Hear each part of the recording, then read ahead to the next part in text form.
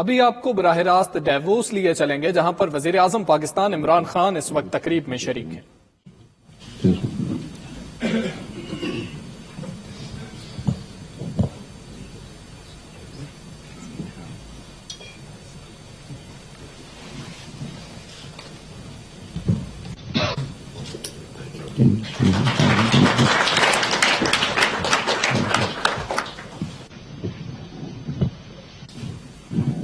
I think as introductions go, this should be very easy. I think the Prime Minister, who we are delighted to have over here on behalf of the Pathfinder Group and Martin Dow, is known to the entire world.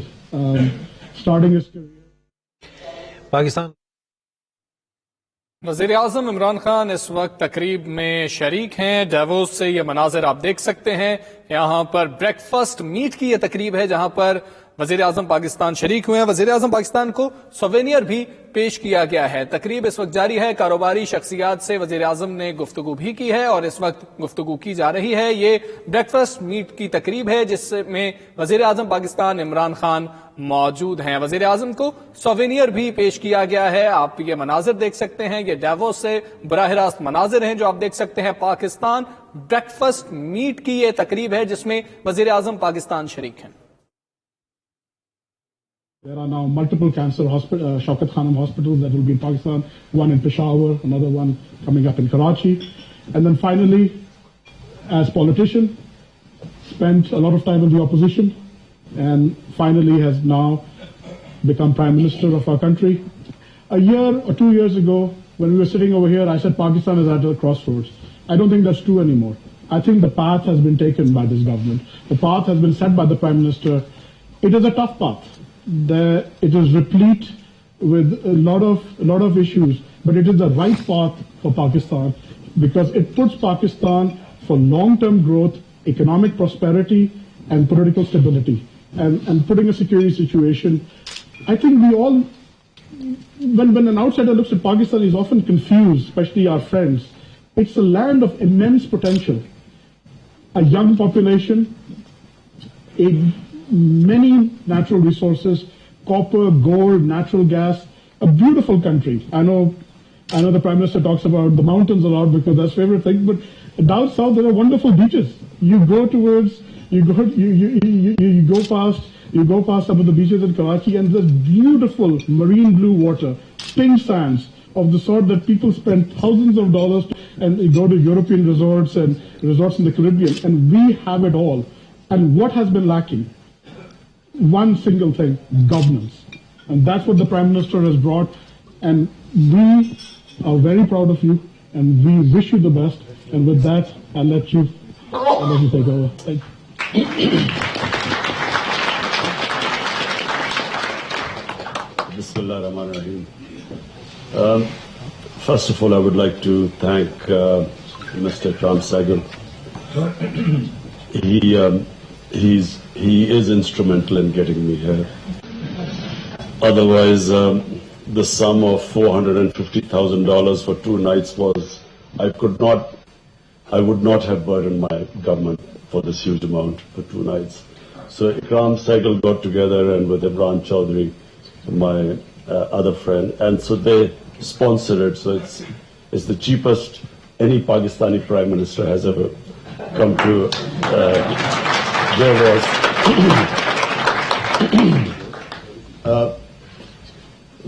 But even before this, Ikram always invited me because he wanted Pakistan's point of view to come across to the international audience, and especially Devos, where you have world leaders in business and economy and political leaders. So I have been here before. And I always found that this is, Devos is such a gathering of people. Normally you would sort of meet such people over a period of 6 months, a year, traveling around. But here in one place, you tend to meet people, who you can learn from, who you can interact with.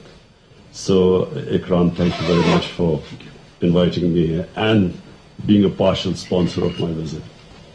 Let me just first, just a brief thing about myself, so you understand how what my motivation is and how I function. There were far more talented cricketers than me when I started my cricketing career. And when I started, a lot of people were skeptical. I was dropped after my first test match I played, and I was butt of all the jokes of the cricket team. And then it took me 3 years to get back into the team. And then, I, like anyone who competes at that international level, you learn probably the most valuable lesson which any human being can learn in order to succeed in life. And that is the ability to face the bad times. What decides how much a human being will fulfill his potential in life depends upon his ability to face the bad times. Because problem is very talented, educated people with much greater potential than me. I found that the reason why they could not achieve their potential in life because they could not face the bad times. People gave up. An easy, comfortable life is a disaster for human potential. People who have inherited wealth, I have very rarely found them achieving their potential in life. Life is too easy. When I played cricket, I went to the most privileged school in Pakistan with the best facilities. We had coaches, the best cricket ground, probably no school would have a cricket ground like that. But the boys from my school could not compete with those boys who played in the streets, who played under the lights. Our boys could not compete with them because they did not have the hunger. They did not have the drive. And it's that drive that actually propels people to achieve their potential. I built this university in Pakistan, the first private sector university in a rural area. And I built it with one intention, that the underprivileged people who had no chance of having higher education, they must be given an opportunity. The university I built was affiliated with Bradford University in England because I was the Chancellor of Bradford University. So we affiliated it with that university. The boys who studied, and girls who are studying in Namal University come from poor backgrounds. 75% from Urdu, 80% Urdu medium schools, studying an English university degree. And first year they struggled. We used to have to teach them English, give them foundation course. They struggled the first year. Second year they sort of stabilized. And in Bradford University, the average first divisions are about 12%, 13% maximum. In Namal University, the same Bradford University degrees, examined by Bradford University professors, they got between 55 to 60% first divisions. Poor background people who didn't even have strong basics because they had greater motivation. They had greater hunger. So in sport, I learned how to compete. And the valuable lesson, face the bad times. So I give you an example. Once we got thrashed by India. We went to India to play a series. We got thrashed. So now the team is on the way back to Pakistan. And what is the discussion going on in the dressing room? How to get to Pakistan in the middle of the night so that there would be no one at the airport. When we arrived at the airport at 4 a.m. in the morning, the custom people made us stand there for 2 hours confiscated everything. And they made sure that it was light enough so that when we got out, the taxi drivers sort of gave us hell. And yet at the same airport, I arrived 7 years later, having beaten India. And we never even made it to the customs. There were 150,000 people at the airport to receive us. So you see, when you have these ups and downs in life, the most valuable lesson, you never lose your head when you go up. And you know the dynamics of coping with the bad times. So the difference in my philosophy. I was 9 years old when I wanted to be a test cricketer. I watched my first cousin. My mother took me to this match in Lahore. He scored a century against England. And I looked at him and I said, I want to be a test cricketer. And it never occurred to me that I would never become a test cricketer. I always thought it was a matter of time.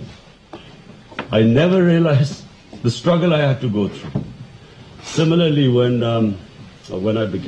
my mother died of cancer, I didn't realize there was not a cancer hospital in Pakistan. And then I realized that I could take my mother out for cancer treatment. What happened to the 95% of the people in the country? So that's when I decided I would build a cancer hospital. I have to confess I was never much of a charity type of a guy. I was not into really giving people, because basically the philosophy of professional sport is that there are no prizes for coming second. You do not have compassion for the losers. So it was actually watching that pain that I decided, watching my mother suffer, I decided I wanted to build this hospital. And I'd never realized how difficult it would be. 4 years of running around, I wasn't getting anywhere. And then Mr. Razak Daud is sitting here. He was on the board of governors and he knows the meeting. We called 20 doctors of Lahore, top doctors, and said, look, how do we go about building this cancer hospital? And this is after 4 years of running around like a headless chicken. And out of 20, 19 said you can't build a cancer hospital in Pakistan. And one said that you might be able to build it, you cannot give free treatment to poor cancer patients because it's very expensive treatment. So, my dream was to build the hospital. And so what I went through, the things I had to do, was the greatest learning experience in my life. And eventually when we built the hospital, just to give you an idea now, the hospital was built in 700 million rupees. The annual loss the hospital suffers for treating 75% of the cancer patients free, which was my dream. It wasn't just the dream of building a hospital. It was that poor people should get free treatment. The annual loss is 10 billion rupees. Hospital bill for 700 million, annual loss is 10 billion. So, imagine, had someone told me that, look, this is what you, after building it, you would have to spend 10 billion collecting every year. And then I'd go to politics. Everyone laughed at me. There's no precedence of, in a two-party system, a third party coming through. There's no precedent. Look at England. Look at the US. You can't break through because they are entrenched. They have systems, a third party, an outsider. So for 15 years, people laughed at me. 15 years, I was butt of all the jokes in politics. Here was me sincerely going around, look, we want good people to come. Let's all good people get together. And I didn't realize that the good people were the most cowardly people. They were scared of coming into politics. So anyway, the thing is, the Almighty has given all of us tremendous potential. We are His greatest creation, Ashraful Makhluqat. Problem is, we don't know this. And we let ourselves down. Because that potential, we only achieve that potential if we know how to struggle. We only achieve that potential if we have these big dreams. And whatever the human mind can picture can happen. This is how much potential all of us have. Problem we face is that we give up on the way. When the bad time comes, we put up our hands and say, we have a plan B. The human potential, the bigger the dream, the bigger the struggle, but you achieve it when you do not have a plan B. There is no going back. You have to burn your boats. Wherever you go after a big ambition, you should never, never, never think of compromising on that dream. So now I come to my dream of Pakistan. You see, I believe, and I always believe, because I grew up in 60s when you cannot imagine the optimism we grew up with about Pakistan. It was one of the fastest growing countries. Our head of state, Ayub Khan, went to the United States. The president of the US came to receive him at the airport. He had a ticker tape reception, open car, people throwing, how they greet those people in the US. He goes to England, he's treated like royalty. Pakistan,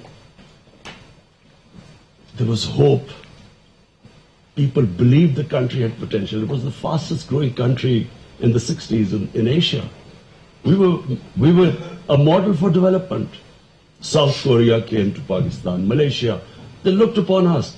In HSN, I studied with Malaysian princes. Our university degrees were recognized everywhere. So I grew up with this thing. We had this hope. So we let ourselves down. And we let ourselves down because, unfortunately, we came up with, first of all, we could not, our democracy couldn't get grounded in Pakistan. When the democracy faltered, we had the army. When the army came in, they wanted their own puppets, who were not leaders. And so we went into this musical chairs. But I always believed that the moment Pakistan had good governance, this country would rise. And the moment Pakistan went back to its original vision, there was a reason Pakistan was made. We keep forgetting why was it made. The reason given by the founding fathers, the ideological father of Pakistan, the great Iqbal, and what our great leader, Jinnah Quaid-e-Azam, a brilliant mind, the most outstanding barrister in British India, highest paid barrister, brilliance, man of complete integrity. They all, if you look at the vision of the founding fathers, they wanted Pakistan to be a humane, just society, a welfare state. And we deviated so far from the vision. And nations without a vision die. Why should people want to be part of a nation if there's no vision? So I always believe that the moment our vision, the reason why this country was made, if we could restore that vision, this country has more potential than any other country. Reason why this country has so much potential? Because the best resource are the people. We have dynamic people. I mean, I give you an example. When I used to be playing cricket, India is 7 times the size of Pakistan. We regularly thrashed them. Pakistan had squash players with hard. There were more squash courts in Oxford University. Pakistan had 2 squash champions for 10 years each. Hockey hardly financed to anything. We had always the talent. People of Pakistan not just had the talent, we had the resources. I mean, since I've been in power, I'm amazed what the resources the country has. Just out of the 14 copper and gold fields we have in Reko Dick, just 2 of them. And guess who told me this foreign company which we are in litigation against, this chairman I was speaking to, he told me, he said, do you realize that these 2, the blocks, the profit is $100 billion. Just the profit of 2 blocks. This is just, I didn't know that.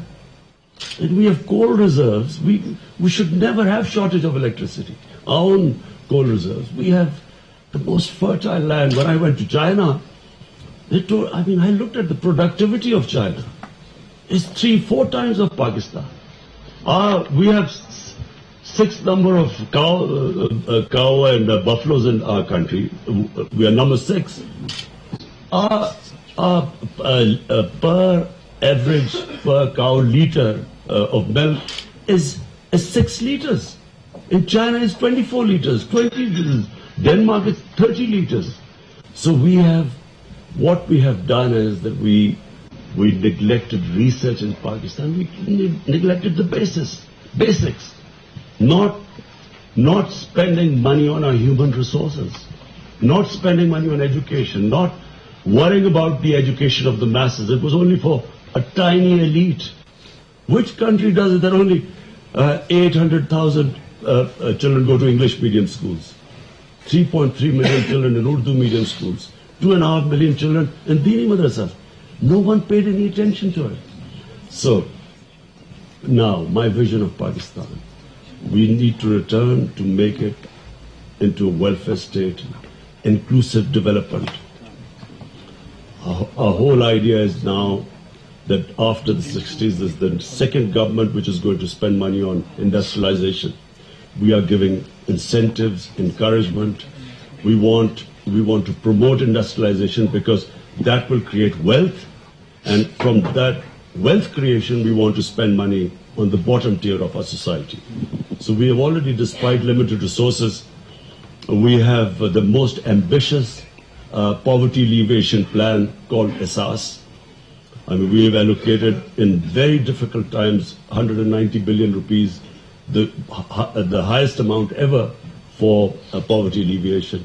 My belief is that if we can concentrate on the bottom section of our society, the government facilitates investors, industrialists, makes it easy for them to do business.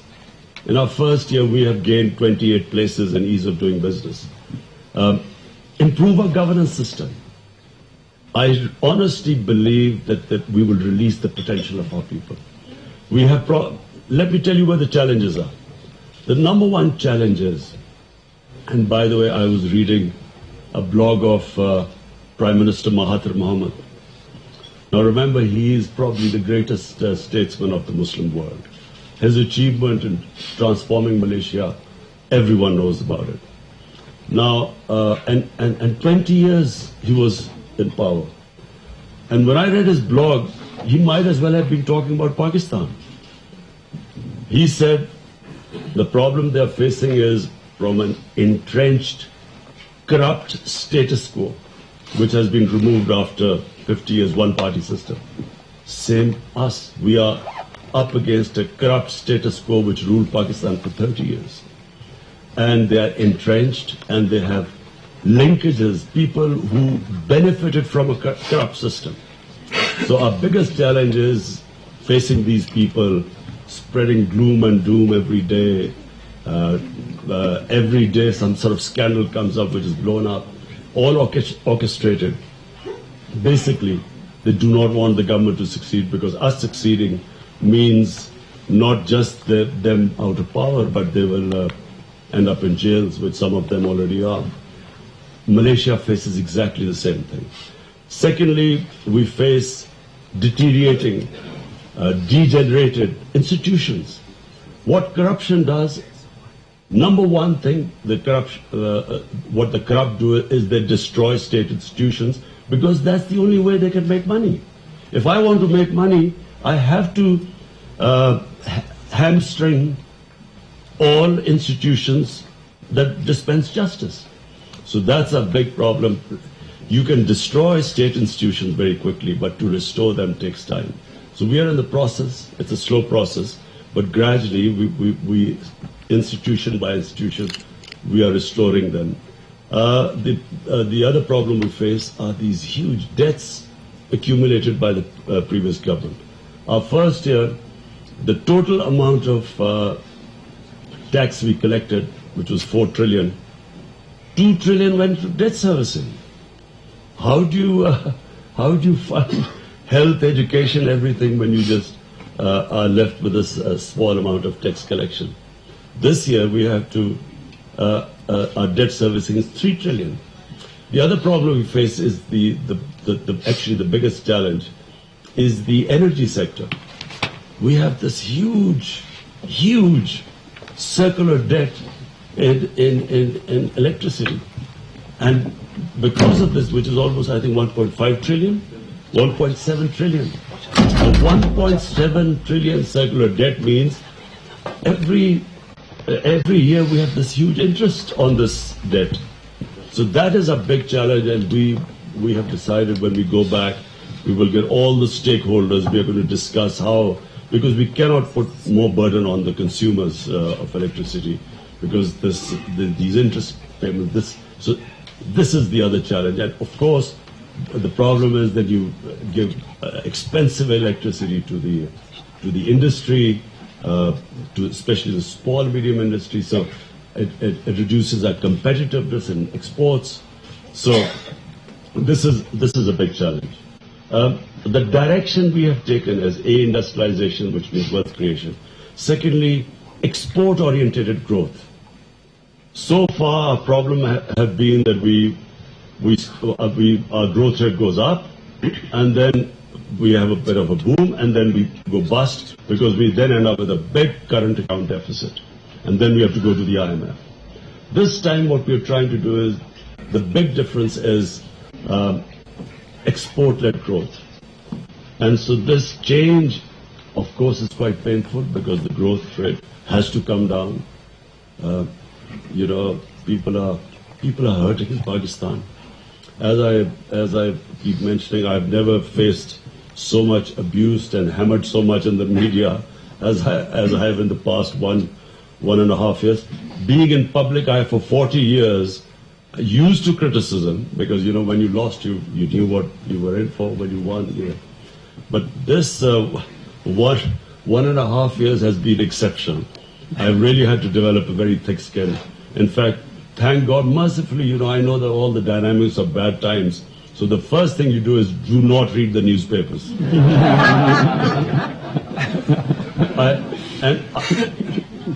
And secondly, do not, whatever happens, do not watch the evening chat shows. I try to make my team, my cabinet, I make them try and understand these dynamics of bad times. Problem is, they watch the chat shows and they come. I watch them in cabinet meetings, all shell-shocked, sitting there. So anyway, don't worry, I'll get them on the same page soon. But we have to. The situation which Pakistan is, where you have this huge interest payments on these debts. Secondly, not very functional state institutions. This process, if we want to change course and improve and achieve our potential, we will have to go through this difficult time. And interestingly, I was reading in the blog, Prime Minister Mahathir Mohamad saying exactly this: says, be patient. I tell them, ghabrana nahi hai. He says, be patient. 2 years or so, we will have to struggle for a while. But I feel, as I see the potential in the country, I feel that once we stick to these reforms, it will take a lot of political will. It will take courage to withstand all this criticism. My only thing is I hate to see unemployment, people hurting at the bottom level. And we hope now that our SARS program will kick in and we will provide safety net to the bottom tier. But whatever happens, anyone, when you have a sick economy, when you bring in reforms is a painful process. I keep telling them, look, it's like we all want to go to heavens, but we don't want to die. Or maybe it's a bad example. It's like, we want to cut out the tumor, but we don't want the operation or feel the pain of the operation. So it is going to be difficult. But I do feel that we have, the first year has been, in my opinion, we have done remarkably well in the sense that our current account deficit, which is the one biggest thing, anyone looking into an economy of a country, the one thing they look upon is your current account. Is it a deficit or a surplus? Surplus means you're well. Deficit means you've got problems. So we reduced it by 75% in the first year, which I think is a great achievement, and that is reflected in the rupee stabilizing, in fact gaining a little bit. It is reflected in the stock market now, which has regained all what it lost, and it's reflected in investment, foreign investment. In the last 1 year, we had 200% increase in the foreign investment. So the direction is right, but I still feel that we have a struggle ahead. But I'm an optimist, and I think we are on the right track, and I see good times ahead for Pakistan. Next, thank you. We're little short of time, so we're going to have only a few questions. Please, after that, yes, please. Please identify yourself also. Yes, Arjit sir, please identify yourself and then ask the question.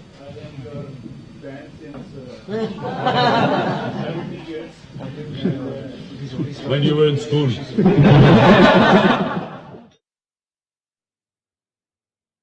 वज़ीर आज़म Imran Khan DeVos में तकरीब से खिताब कर रहे थे। उन्होंने कहा कि डेवोस आने वाले वज़ीर आज़म में सबसे सस्ता दौरा मेरा होगा। उन्होंने कहा पाकिस्तान एक नजरिए के तहत वजूद में आया, हमें वो कभी फरामोश नहीं करना चाहिए। पाकिस्तान में गैस और कोयले के वसी ज़खायर हैं। तरक्की करने के लिए आपको बड़े ख्वाब देखने पड़ते हैं। पाकिस्तान में तरक्की करने की सलाहियत मौजूद है।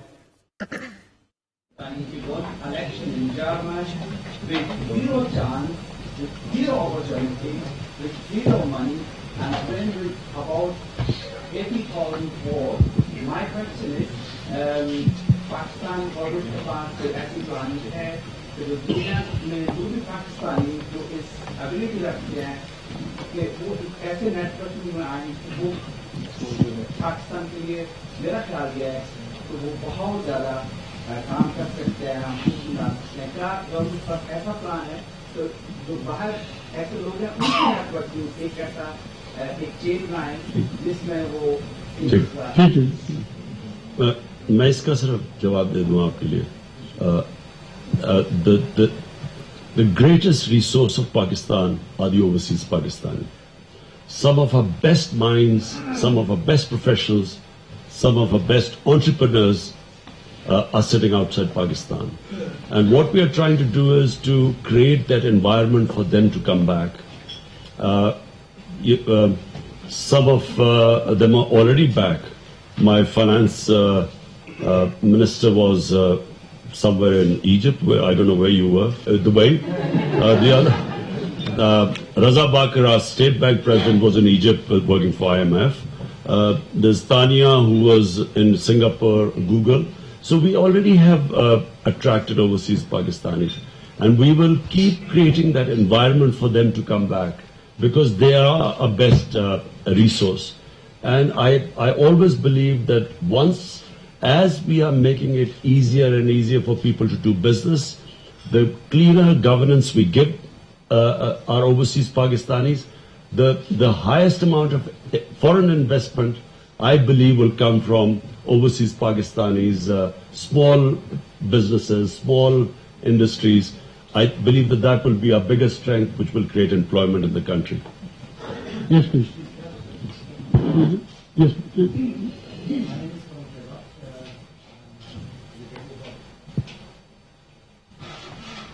My name is Khurm Shahzad. I'm related with PTI Switzerland. My question is, first of all, sir, thanks a lot for representing us over here at Ask the question, please. as Pakistan's Prime Minister. That's a pride for us. My question is there a plan for the government? Because your vision is clear. You want to make Pakistan a welfare state. You want to make it a social welfare state as well.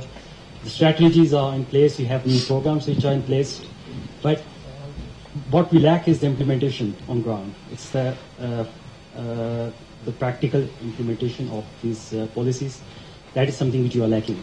So is there a comprehensive plan to make it show, because there's a lot of dissatisfaction amongst the Muslims in Pakistan as well, and in the overseas communities which we are representing. Look, I repeat that when you are going through a process of reforms, and specifically institutional reforms, you cannot hope that one institution, the moment the government changes, it improves. Especially in our case, where it's the first time PTI has been in power at the federal government level. So therefore, it is a slow process. As I said, you can destroy an institution immediately, but to build an institution does take time, and especially when when unfortunately the government institutions were used as giving employment to people. So they're all bloated institutions. I'll give you an example of health ministry. We examined the health ministry and we discovered out of 370 people working in the health ministry, there are only 15 with health background.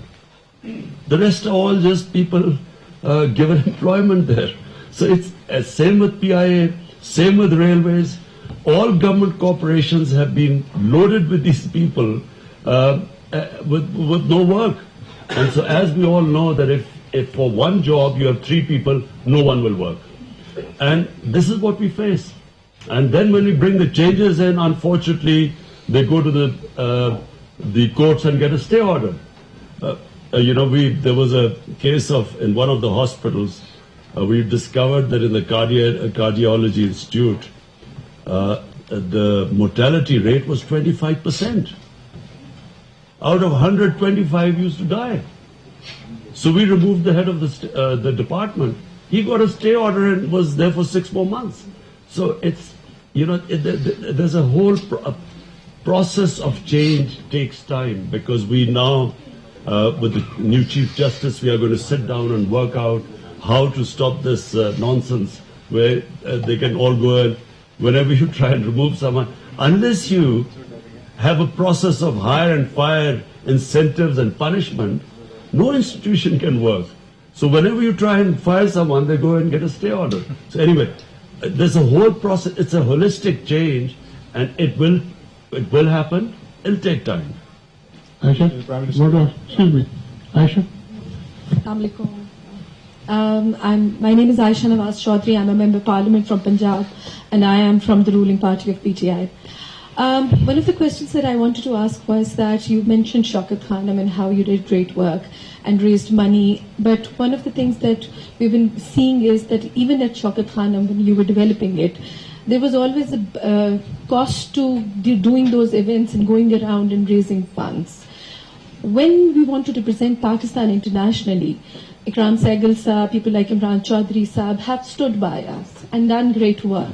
But should the government not stand up now and do these things and include it in its own cost to represent itself better? You see, Aisha, I believe that we should save money from spending all these monies on these expos, which are productive. But a country which, for the time being, is trying to follow a very rigid program of austerity, starting from me. I mean, this visit is almost 10 times less than the previous prime ministers who came here, and the Ikram who came to your show and came up with their pearls of wisdom. But it cost us 10 times more than my visit. So it's an austerity program. But what we feel we should rely on. We have 9 million Pakistanis living abroad, and the GDP of those 9 million Pakistanis, in my opinion, is almost 50% of Pakistan's GDP of 200 million people. So we can use this resource, and they can sponsor things. So I'm all for a conservative. I've stopped all my ministers going on any junkets. I don't allow them to go anywhere. They first, whenever they say I've got a trip somewhere, I immediately cancel it. Then they have to convince me that really it is productive for Pakistan. I'm Sadaf Abid. I'm a social entrepreneur. Pakistan has under 26% women in its formal economy. IMF has calculated gender parity would add 30% to the GDP. So what I'm interested in knowing is how are you, in your capacity, increasing women's inclusion? Because when women grow, we will all benefit and Pakistan will prosper. Absolutely, not just women and the Lord. You see, what is the Chinese model? Chinese proved to us that if you raise the bottom people, if you raise the standard up, that's real prosperity. In our case, unfortunately, the skewed development where a tiny rich people have a lot of money, and there's this bottom sea of poverty. It doesn't work. No country, in my opinion, can ever prosper with this sort of skewed development. So our SAS program specifically targets women. You have to see it. It's a very comprehensive program developed for rural women, poor women, loans for them, how to graduate them, how to raise the level of income, how to get the mobile phone, give them apps so that they're empowered by directly the money comes to them.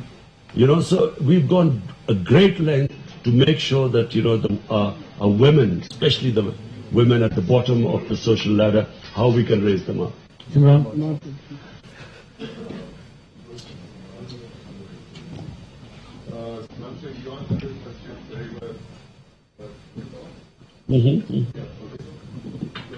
What I understand from your answer is what you know the development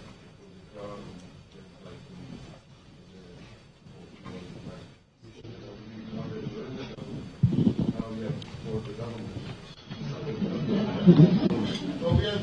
For a while, until we become very prosperous. Okay, one more question. So, after that, the last question, please. Second last question. It's on.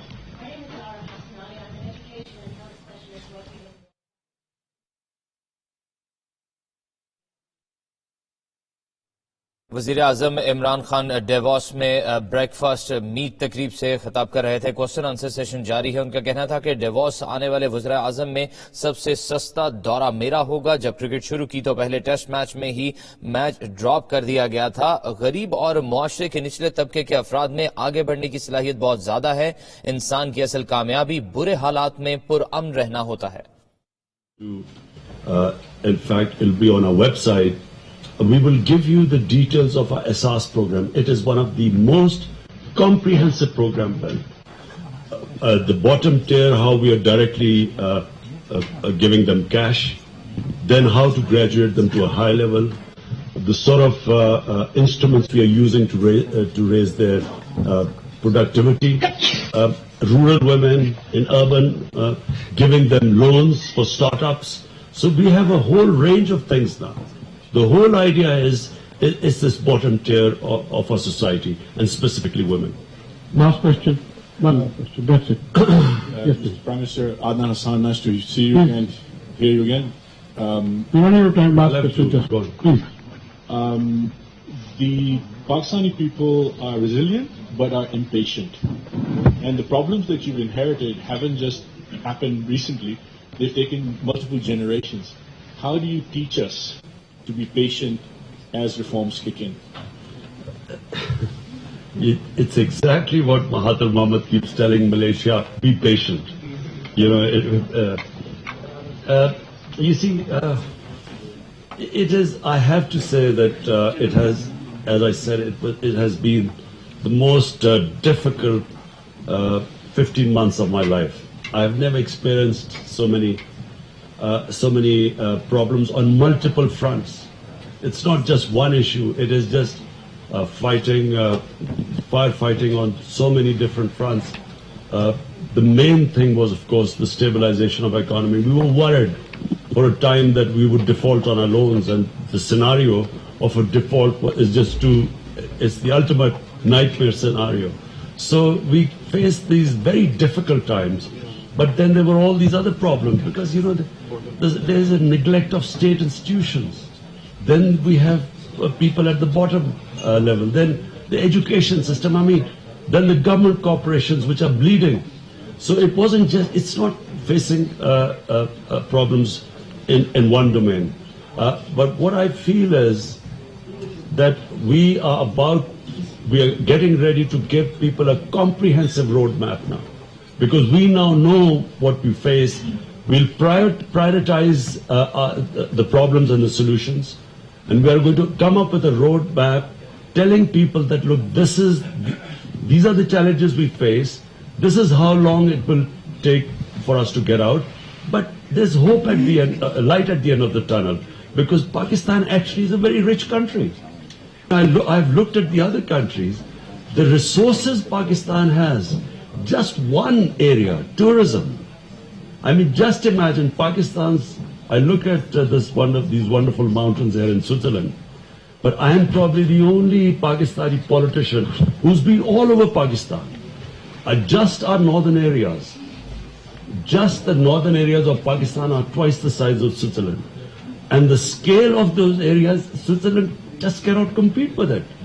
No one knows about it. No one knows about, only now people are discovering, you know.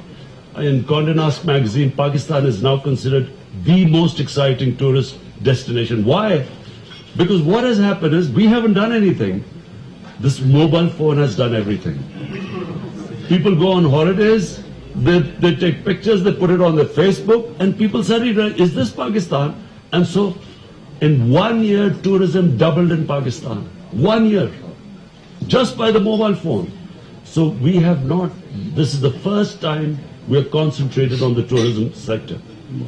Imagine, just to give you the sort of potential we have beach tourism, probably one of the best on the coast, one of the best beach tourism. We have lagoons, totally untouched. We have one of the ancient civilizations, the Indus Valley civilization, 5,000 years old. We have 4 religions have some of the most sacred sites in Pakistan. Buddhism, Sikhism. For Sikhs, the Makkah and Medina is in Pakistan. I didn't even know that. Hinduism, Sufism, the greatest Sufi sites. And then, of course, the northern areas. But no one knows about it. So now, for the first time, we are working out how to sell Pakistan to the tourists. Imagine Malaysia makes $20 billion from tourism. It only relies on beach tourism. Turkey, $40 billion. And this Switzerland makes $80 billion. Our total exports are $24 billion. So imagine the potential we are sitting on. I'm just talking about one. I'm not talking about the minerals. I'm not talking about if we just double our agricultural productivity, where the country can go, about our export, our linkages with China, CPEC, special economic zones, China wanting to relocate the industries because our labor is now much cheaper into. So, I mean, the country is, you know, the possibilities are the sky, and I'm not just a born optimist. Since I've been in power, I realize, you know, we are sitting on a gold mine, and inshallah, this country has great times ahead. Thank you. I'd like to sum up, please. First of all, Prime Minister, thank you for being here. Thank you for believing in a private-public partnership that you've made a small committee. I'm grateful to Imran. I'm very grateful to Zulfikar Bukhari. And, of course, person who's not here, Tulya Basim. They all set it together. And, obviously, we got it down to $68,000, I believe. No. And 68,000. The previous two ones were $500,000. One was $600,000. My trip to the U.S., the United Nations General Assembly, was $160,000. Zardari did it for $1.4 million. Nawaz Sharif did it for $1.3 million. Even, you know, in Punjabi we call Relu Kata. Hakan Abbasi, he did it for $800,000. So I'm just saying that a country which was accumulating in 10 years, 4 times, they increased our debt 4 times. Look the way the leaders were spending the taxpayers' money.